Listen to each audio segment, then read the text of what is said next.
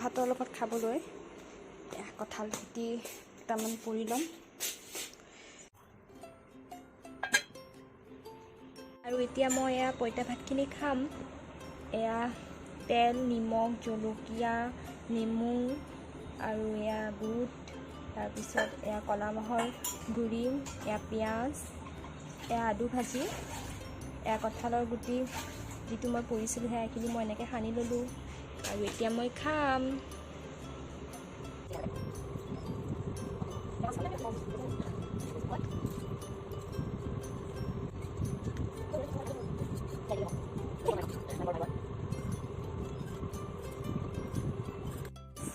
মই একদম পূৰা পঁইতা ভাত পূৰা খাই পেলাই আহি গ'লোঁ। গা পা ধুই নামো হৈ গ'ল। গতিকে ব্লগটো এতিয়া এইখিনিৰ পৰা আৰম্ভ কৰিম আৰু আজি কি কৰোঁ কি নকৰোঁ সকলোবোৰ আপোনালোকক দেখুৱাই থাকিম। আৰু আজিৰ ৰেচিপিকেইটা মই নবনাওঁ, মায়ে বনাব আৰু এতিয়া মই আজি আপোনালোকৰ আগত শ্বেয়াৰ কৰিম আৰু আজি এয়া গাগল মাছখিনি মায়ে বনাব। মই নবনাওঁ আজি, মই মাত্ৰ আজি যোগালীহে। গতিকে মাছখিনি এয়া ইফালে ভাজি লোৱা হৈছে। সেইখিনি অকল মছলা দিয়ে বনাব। মাছৰ যিটো মাথা, সেই মাথাটো ৰঙালাওৰ লগত মায়ে বনাব। মই আজি একোৱেই নকৰোঁ। এয়া সেইকাৰণে এয়া জালুক পিচি লৈছোঁ।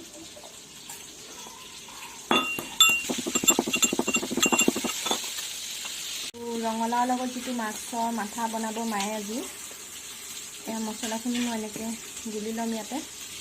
নিমখ, হালধি, ধনিয়া গুড়া আধা চামুচ, জলকীয়া গুড়া ইমান, আৰু যিখিনি পিচি থৈছিলোঁ এয়া জালুকৰ গুড়ি সেইখিনি ইয়াত এড কৰি দিম আৰু এয়া জিৰা গুড়ি আৰু ইয়াত অলপমান পানী দি এনেকৈ গুলি ল'ব।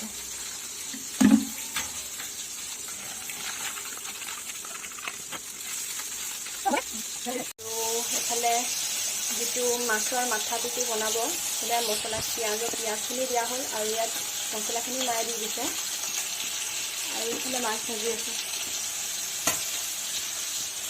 আৰু এইখিনিতে এটা কথা কওঁ, ৰঙালাও ভাজিখিনিত মায়ে তেজপাতো দিছিলে, কাৰণ তেজপাত দিলেহে খাবলৈ বেছি ভাল হয়।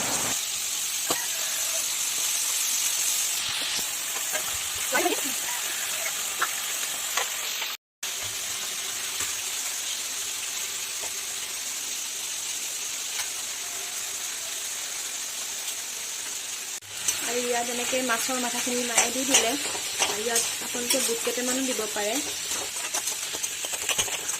আৰু এইফালে সোৱাদ অনুসৰি অকণমান এনেকৈ চেনি দিব পাৰে। আৰু এইফালে মাছৰ যিটো মছলা তৰকাৰী, এইটো এইফালে পিঁয়াজ দি দিয়া হৈছে।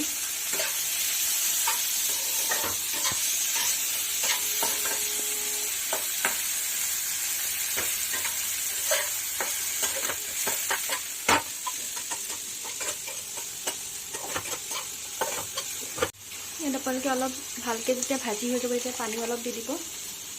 অলপ দিলেই হ'ব, বেছি দিব নালাগে। এইফালে পিঁয়াজ হৈছে আৰু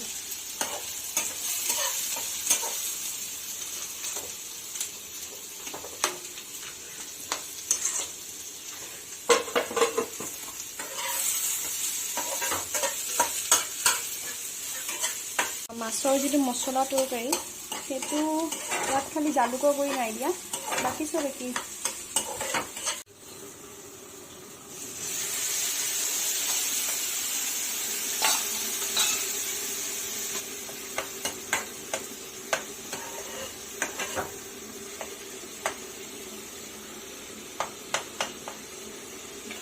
ৰঙালাওখিনি এনেকৈ ভাঙি চিঙি দিব আপোনালোকে।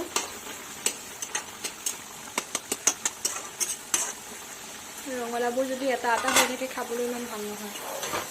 এতিয়া পানীখিনিৰ লগত যেতিয়া মিলি যাব তেতিয়া বেছি ভাল হয় খাবলৈ। পানীখিনি ইয়াত দি দিয়া হৈছে। মাছৰ যিটো গ্ৰেভি হ'ব এইটো, পিঁয়াজ অলপ আপোনালোকে সৰহকৈ দিব। এইখিনি মাছখিনি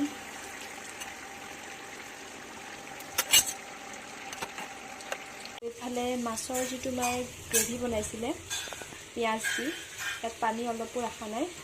এইটো ৰেডি হৈ গ'ল। আৰু এইফালে আমাৰ ইয়াত ৰেলৱে কাম চলি আছে। বাপৰে কি ডাঙৰ ডাঙৰ গাড়ী, চব গাড়ীবোৰ ইয়াতে ৰখাই থৈছে।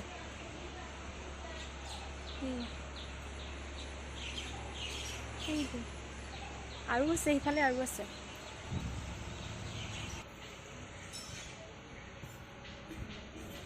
আৰু এইখিনি মায়ে আজি মাছৰ মাথাৰ লগত ৰঙালাওৰ লগতে আজি বনাইছিলে, সেইটো ৰেডি হৈ গ'ল।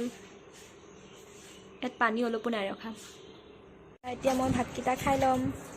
এয়া মাছ মছলাৰ লগত যিটো বনাইছিলে পিঁয়াজ দি, এয়া ৰঙালাও মাথা দি যিটো বনাইছিলে সেইটো, আৰু এয়া প্ৰসাদৰ দালি। গতিকে এতিয়া মই ভাতকেইটা খাই লওঁ।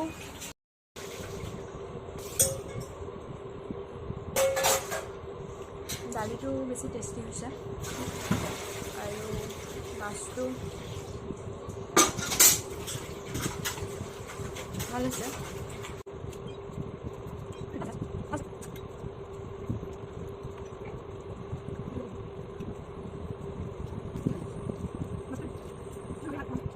আৰু এফালে আমাৰ ফালে আজিও বতৰটো ইমান ভাল নহয়। এইকেইদিন বতৰটো একদম বেয়াই মানে, গতিকে কাপোৰখিনি আনিবই ভাল হয়।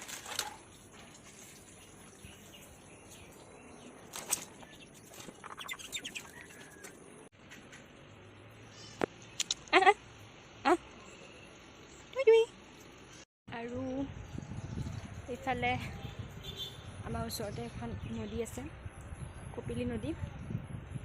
মই আপোনালোকক দেখুৱাবলৈ গৈ আছোঁ। এইখন নদী গছকেইডালৰ পৰা ভালকৈ দেখা পোৱা যোৱা নাই। আৰু নদীখনৰ সিটো চাইডেও মানুহ আছে, আৰু সিফালে পাহাৰ আছে, বসুন্ধৰী পাহাৰ। বসুন্ধৰী থানৰ কথা সকলোৱে জানেই হয়তো, সেইটো চাইডে আছে, এই নদীখনৰ সেইটো চাইডে। এফালে এনেকৈ ঘূৰি যাব লাগিব। আৰু এইফালে পূৰা ধুনীয়া বতাহ দি আছে নদীৰ পাৰত, একদম ভাল লাগি গৈছে।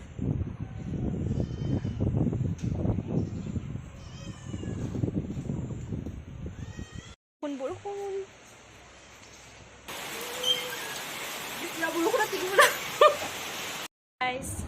যদি আজি মোৰ ভিডিঅ'টো চাই ভাল পাইছে তেনেহ'লে লাইক, শ্বেয়াৰ এণ্ড ছাবস্ক্ৰাইব কৰিব নাপাহৰিব, আৰু কাষত থকা টিলিঙাটো প্ৰেছ কৰি দিব। গতিকে আজিলৈ আহোঁ, বাই বাই।